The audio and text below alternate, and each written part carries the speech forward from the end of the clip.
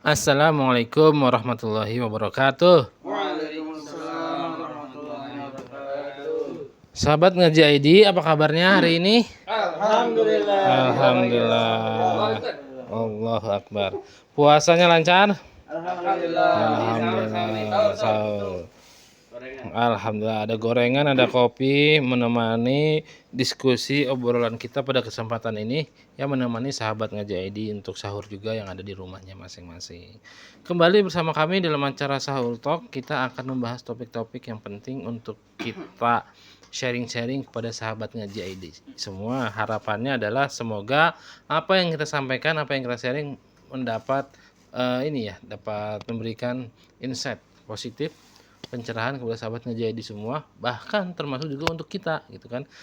Ketika kita menyampaikan sesuatu itu juga ada timbal balik kepada diri kita juga. Nah, temanya ini ini pas banget nih. Masih di bulan puasa. Godaan puasa atau di bulan-bulan lainnya adalah tentang godaan digital. Ya, godaan digital. Bagaimana cara menghindari dosa mata dan telinga saat puasa.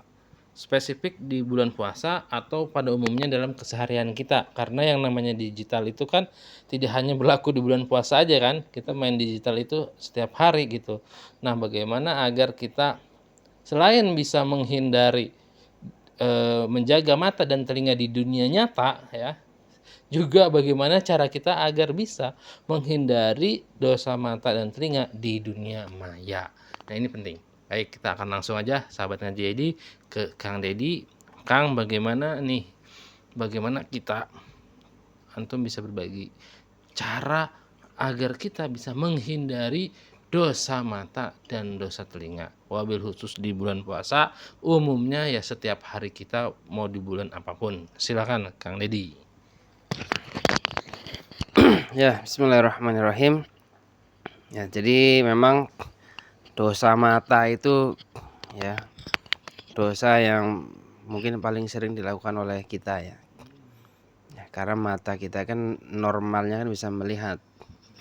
Sedangkan lingkungan saat ini tidak diatur dengan syariat Islam, lingkungannya sekuler, sehingga ya potensi dosanya lebih tinggi, sangat besar.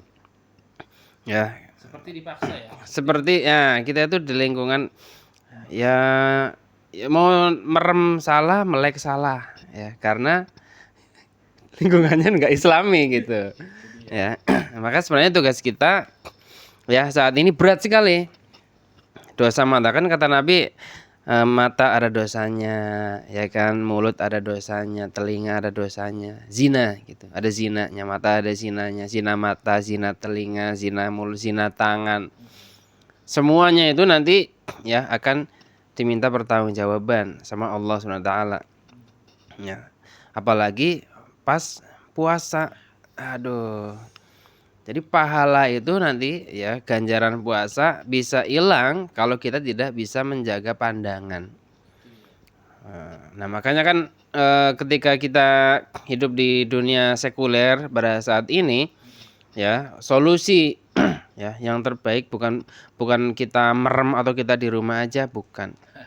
Ya, justru kita terjun ke tengah-tengah masyarakat mengingatkan mereka gitu. Misalkan laki-laki, ada teman kita yang masih pakai celana pendek di atas lutut, nggak pakai baju gitu, kayak Khabib, pusarnya kelihatan, kan dosa itu.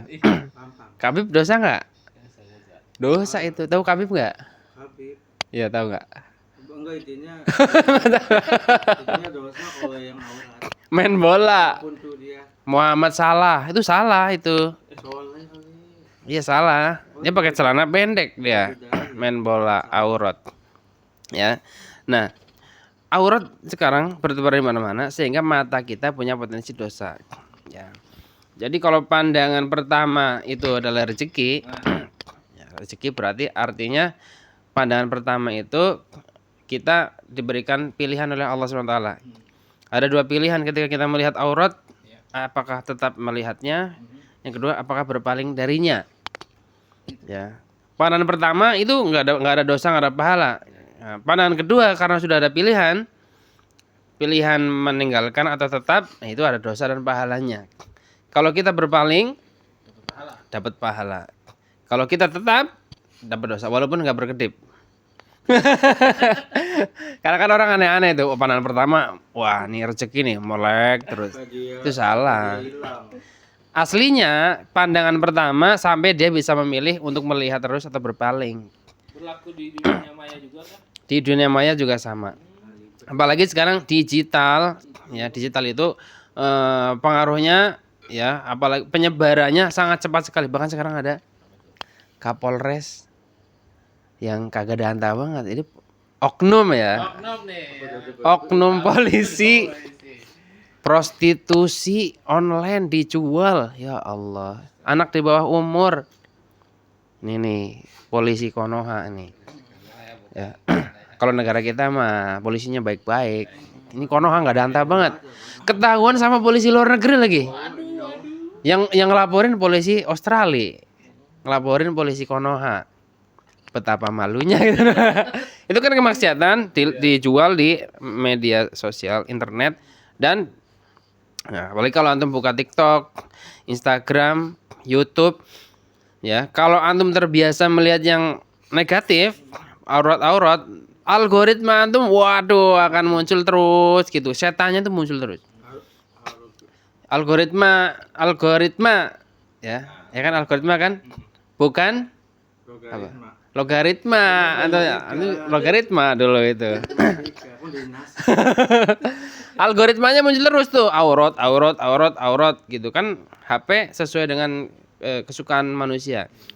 Nah, makanya solusinya agar nggak muncul itu, kita buat algoritma di HP kita itu yang hal positif, kajian Islam gitu, ceramah dan sebagainya. Sehingga yang muncul adalah kebaikan-kebaikan terus algoritmanya. Dan yang lama itu di delete, hapus. Nah, bukannya dia Bisa ada caranya dihapus. secara otomatis dia Enggak, harus ada usaha lain, yaitu menghapus jejak digital kita. Sumpamanya dulu nggak sengaja pernah ngeklik, waduh karena ini waduh tergoda juga nih klik. Nah, hapus jejak digital ya, yang setelah lama ada caranya tuh dihapus ya, clear semuanya, clear history, kemudian follower. Kalau kita pernah follow akun-akun yang nggak jelas, unfollow segera. Nah, baru langsung kita refresh lagi akun media sosial kita sehingga godaan itu nggak ada lagi. Ya. Baik ya. Itu tadi sudah dijelaskan dengan gamblang bagaimana pada hakikatnya kita berada di sistem yang tidak mendukung kita untuk taat ya. Jadi kita dipaksa untuk bermaksiat, tapi di saat yang sama juga kita masih bisa memilih kok apakah kita mau melanjutkan perbuatan zina mata tersebut atau tidak. Jadi kita masih bisa lah untuk minimal menjaga diri kita ya, menjaga diri kita agar tidak terjerumus ke dalam dosa maksiat tadi, mata, zina telinga dan teman-temannya. Termasuk di dunia maya juga sama seperti itu. Tadi juga udah dijelasin teknisnya seperti apa agar tidak terlihat ya kembali hal-hal yang negatif di HP kita. Nah, sekarang dari pengalaman Kang Mugi ya, pengalaman Kang Mugi mungkin bisa diceritain bagaimana Kang Mugi dalam Kang Mugi itu menjaga diri Kang Mugi agar tidak terjerumus ke dalam dosa pandangan ya, dosa pendengaran gitu ya. Bagaimana Kang Mugi bisa menjaga itu semua? Mungkin bisa berbagi kepada sahabat Ngejedi semua. Silakan. Ya, terima kasih.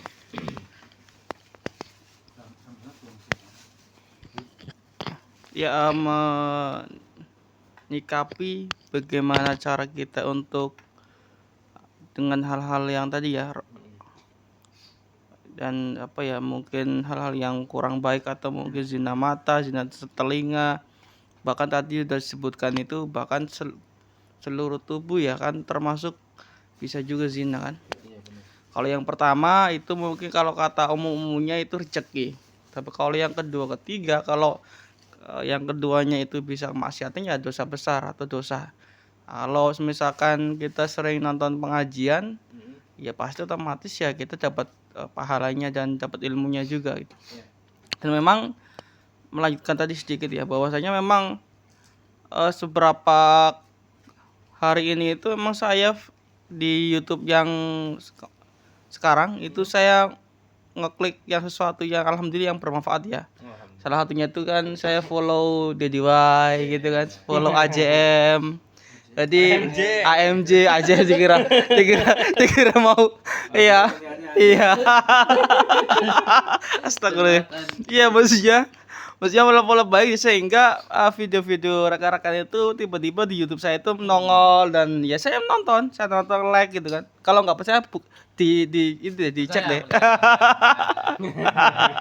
Jadi memang fokusnya itu gitu ya. Sesuatu yang kita lihat positif maka akan tadi ya akan muncul, kecuali kalau dihapus dari historinya atau dihapus total maka akan hilang sendiri. Cuman nih apa nih? kalau saya pribadi ini mengenai handphone sekarang saya memiliki apa ya pagar diri saya sendiri itu harus jarang memegang handphone kecuali tidak penting.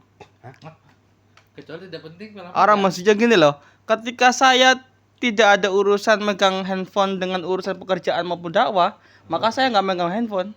Nggak penting berarti. Saya nggak megang handphone serius.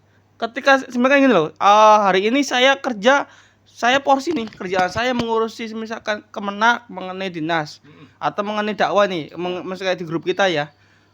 Nanti ini podcastnya hari apa atau kita ada agenda apa gitu. Lah ketika selesai ya saya taruh HP-nya, saya mencari kegiatan lain, Nah, tapi yang bersifat positif. itu sebenarnya berat ya. Iya. Meninggalkan HP itu. Bahkan kan orang suka bilang gini, lebih baik ketinggalan dompet misalnya daripada ketinggalan HP gitu ya.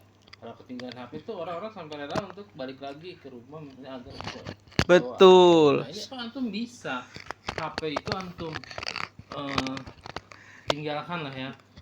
Bisa tuh Iya. banget itu gimana itu? Pernah suatu ketika saya itu pulang kampung, Kang. Pulang kampung? Saya bilang sama tim kantor saya, capsek saya semuanya, saya bilang ketika saya pulang kampung, mohon maaf saya slow respon karena saya jarang pegang HP. Awalnya itu nggak percaya mereka, mana mungkin. Pak Mugi kan punya tim banyak, punya sahabat banyak, punya agenda banyak gitu loh.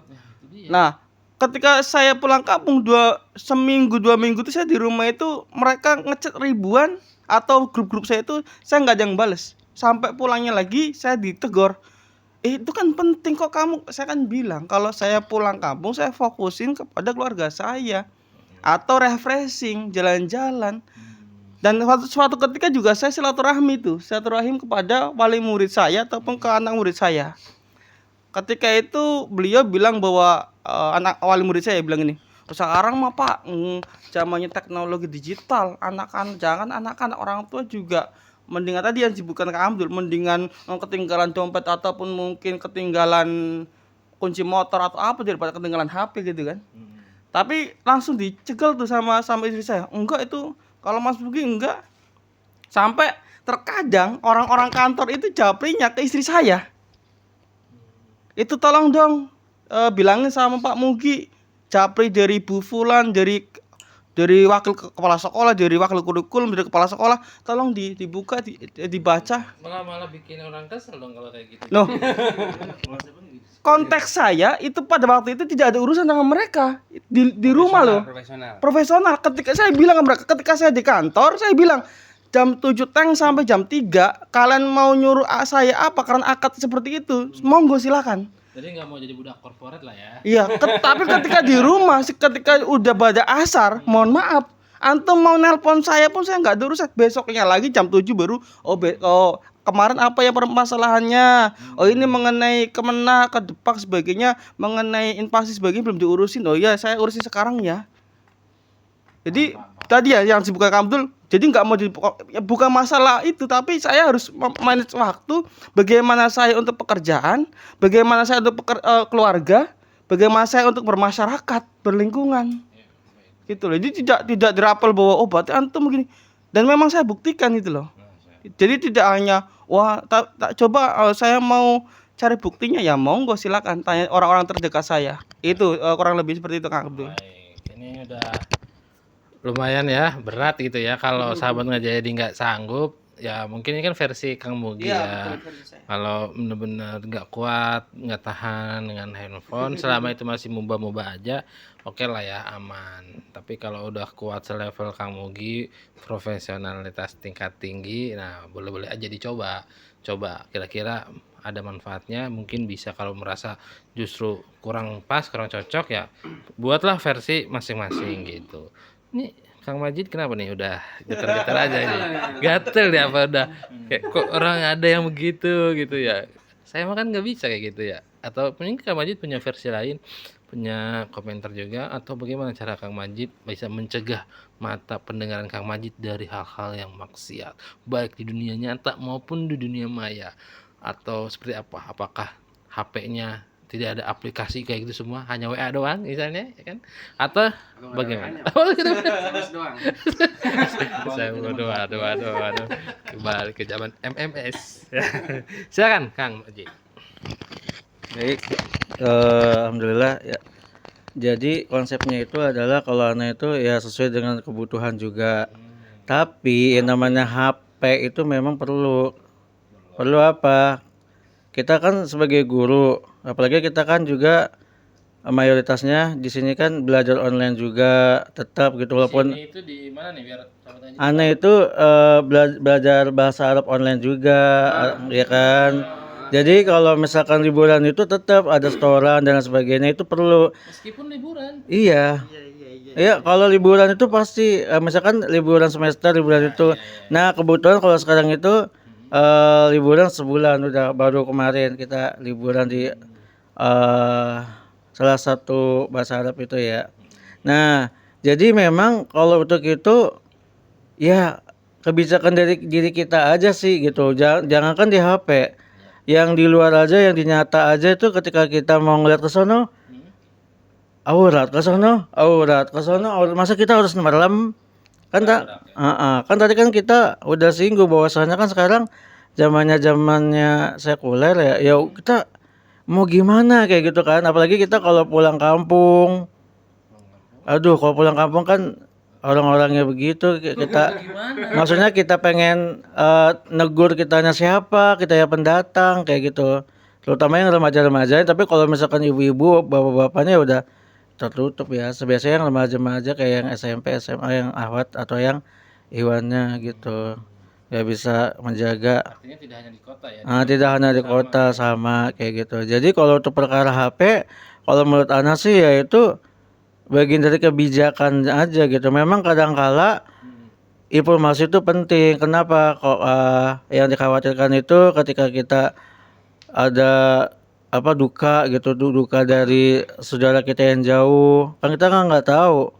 Kan apalagi darurat, apalagi kan kakak anak, saudara-saudara anak kan jauh-jauh semua. Ya kan? Jadinya kan memang jangan beranggapan orang yang suka main HP itu ya orang yang suka buka-buka yang lain juga, buka-buka yang negatif juga. Enggak, jangan lihat dari profesinya. Kalau guru ya ngapain sih buka-buka yang aneh-aneh, gosip-gosip dan lain sebagainya kayak gitu kan. Palingan kalau kita kan lebih kayak di grup kan, ada sapa salam di grup, belum di grup yang alumni dan lain sebagainya. Jadi dilihat dari itu aja kayak gitu. Jadi kalau versi aneh itu kalau bukan perkara kita harus bisa tahan HP atau tanpa HP, bukan. Jadi kita harus senantiasa itu harus bisa mengatur aja gitu, mengatur gitu. Contohnya kalau misalkan kita ini nih aplikasi gitu, ya aplikasi yang download yang tentang tafsir, ya kan, sesuai dengan pembelajaran kita, bahasa Arabnya, tajwidnya kayak gitu. Terus Qurannya juga kayak gitu, Quran digital gitu. Dan jujur aja, anak itu di sini game itu nggak ada, udah dihapus, nggak ada. Kecuali kalau misalkan keponakan tiba-tiba download dai, kan anak kandung tiba-tiba ada tuh mobil-mobilan. Waduh nih ada anak download, anak hapus kayak gitu. Ini kan tinggal itu banget gampang kayak gitu kan. Bukan masalah memori ya. Bukan gitu. Jadi menurut anak kalau Kang kayak gitu ya silakan. Mungkin atau ingin bebas kayak gitu ya. Justru kalau anak itu berbagi kebahagiaan momen gitu. Bukan berarti anak itu pamer, enggak ya, misalkan ini kan biar kakak Ana yang jauh, kakak ipar Ana juga kan ada yang di Bima, ada yang di Batam, ada yang di Jepara, kakak dari istri. Terus kalau anak kan Depok sama Jakarta, anak kan sedang di Sumedang, berbagi aja gitu, berbagi bahwasannya adanya tuh kan anak adanya ya kalau di Jakarta, kalau di kampung anak kakak, karena anak punya adik ipar kayak gitu. Jadi kalau di sana anak harus agak dewasa, kalau di sini gitu harus lebih itu lagi kayak gitu ya. Atau pamer nih. Hmm, Tipis soalnya. Iya, itu bahaya banget itu berbagi. Enggak berbagi. Khusus di grup keluarga dong.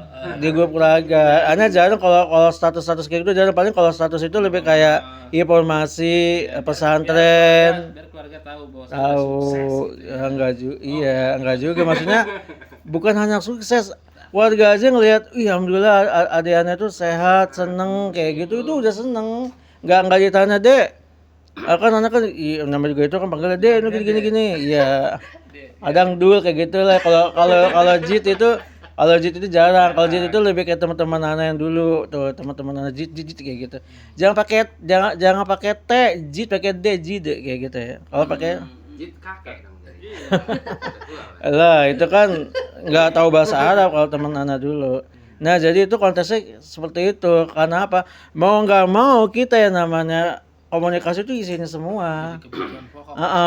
Yang dikhawatirkan ketika aduh deh ini nauzubillah min dzalik ya, ada yang kecelakaan atau apa yang harus kita ke sana. Terus ketika kita kerja, istri di rumah misalkan lagi mau melahirkan atau istri mau ngantar ke mana, kan tetap komunikasi kayak gitu. Kalau anak sih yang penting intinya bijak aja, kita bijak dalam apa? Dalam memakai elektronik. Dan untuk masalah mata, Nah, ini dia. ya untuk masalah mata memang ini nih kadang-kadang kayak kita buka apa tiba-tiba ada iklan kayak Atom tadi, lucu nih berita ini ya, ternyata pasti klik astagfirullah, nggak sesuai dengan kenyataan kayak gitu. Belum iklannya kayak gitu, tapi tinggal di setting aja sih sebenarnya. Kalau HP itu tinggal di setting aja, ada yang biar nggak muncul iklan gimana kayak gitu. Jadi intinya mau jaga mata itu sekarang itu sangat luar biasa sekali. Yang fisiknya aja kita yang kayak gini aja, yang nyatanya aja kita kayak aduh gimana ya, itu muslim atau bukan ya kayak gitu. Sekarang itu apalagi pemandangan yang gak mengenakan, maksudnya kayak udah ada ngopi siang-siang kan bingung ya itu muslim atau bukan. Ya kan ketika anda jalan nih, ketika tadi anda ngantar istri kan mau buat ligo ya bahasanya kayak gitu kan ke kontak-kontak. Nah ketika kayak gitu kan, ih kok kayak gitu ya bang, kayak gini udah kita mah ini. Nah belum yang makanya anda tuh kalau keluar puasa itu untuk menjaga mata tuh aduh gimana, apalagi kalau ke pasar ya kan, pasti kan ngeliatin kayak gitu, mbak tolong dong mbak kayak gitu. Saya kan ini kan masalahnya kan aurat juga nih rambut mereka, walaupun dia kayak gini nih tapi ininya Rambutnya iya sama juga kan kayak gitu. Iya jadi kayak aduh namanya ya bahaya juga.